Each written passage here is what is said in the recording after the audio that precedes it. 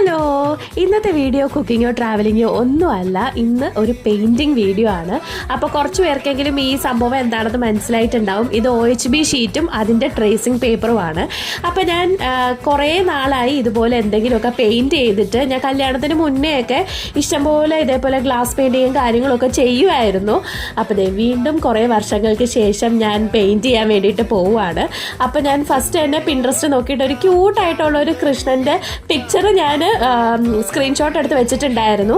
എന്നിട്ട് ഫസ്റ്റ് അത് ട്രേസിങ് പേപ്പറിൽ വരച്ചിട്ട് പിന്നെയാണ് OHB ഷീറ്റിലോട്ട് ട്രേസ് ചെയ്ത് വരച്ചത്.